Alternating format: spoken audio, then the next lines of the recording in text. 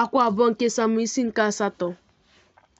O ruo mgbe nke a gasịrị na David tigburu ndị Filistia mekwa ka ha ruo ala, David wee nara n'aka ndị Filistia Beredo nke isi obodo ya. O tigbukwara Moab, were ụdọ ọtụtụ tụọ ha, mee ka ha dina ala. O wee tụọ ụdọ ọtụtụ abụọ ime ka ha nwụọ, na ụdọ ọtụtụ zuru ezu ime ka ha dị ndụ. Moab wee ghọrọ David ndị ohu na-ebute onyinye ịnata ihe ọma. David tigbukwara Hadadeza nwa Rehob, bụ eze Zoba, mgbe ọ na-eje iweghachi ike ya n'akụkụ osimiri. David wee napụ n'aka ya nnụ ndị ịnyịnya 4 na ọgụ 5, na ohu nnụ ndị ikom ụzọ 2 na nnụ 10, bụ ndị ji ụkwụ eje. David bupụkwara nkwonkwo ụkwụ ịnyịnya ụgbọala niile, ma o kwere ka ọgụ ịnyịnya ụgbọala 5 fọdụ n'etiti ha. Siria Damaskọs wee bịa inyere Hadadeza bụ eze Zoba aka. David wee tigbuo n'etiti ndị Siria ọgụ nnụ ndị ikom ụzọ 2 na nnụ 15. David wee nye ebe nguzo ndị agha n'ime Siria Damaskọs. Siria wee ghọrọ David ndị ohu na-ebute onyinye ịnata ihe ọma. Jehova wee na-azọpụta David ebe ọbụla o jere. David wee chịrị ọta ọlaedo nke dịkwasịrị ndị ohu Hadadeza, chịta ha na Jerusalem.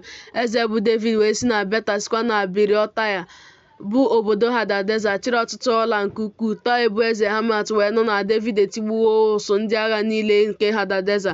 Toi wee zie Joram onwe ya jekwuru eze bụ David iji ajụjụ banyere udo ya na ịgọzi ya, n'ihi na o busoworo Hadadeza agha wee tigbuo ya, n'ihi na nwoke nke na-ebuso Toi agha nke ukwuu ka Hadadeza bụ.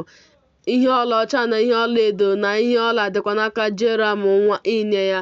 Ihe ndị a ka eze bụ David dokwara nsọ nye Jehova, tinyere ọlaọcha na ọlaedo nke o doro nsọ site na mba niile nke o budara, site na Siria, sitekwa na Moab, sitekwa na ụmụ Amọn, sitekwa na ndị Filistia, sitekwa na Amalek, sitekwa n'ihe nkwata Hadadeza nwa Rehob bụ eze Zoba. David wee mere onwe ya aha mgbe ọ siri n'itigbu Siria n'ime ndagwurugwu nnu lọta, bụ ọgụ nnụ ndị ikom ụzọ 2 na nnụ 5. O tinyekwara ebe nguzo ndị agha n'Edom niile ka o tinyere ebe nguzo ndị agha. Edom niile wee ghọrọ David ndị ohu. Jehova wee na-azọpụta David ebe ọbụla o jere. David wee bụrụ eze Izrel niile. David wee na-emere ndị ya ihe niile ekpere n'ikpe n'ezi omume. Joab nwa Zeruaya bụ onye isi ụsụ ndị agha. Jehoshafat nwa Ahilud bụ onye ncheta. Zedọk nwa Ahiatub na Ahimelek nwa Abiata bụ ndị nchụaja. Seraya bụ ode akwụkwọ. Benaya nwa Jehoiada bụ onye isi ndị Keret na ndị Pelet. Ụmụ ndị ikom David bụ ndị isi n'ije ozi.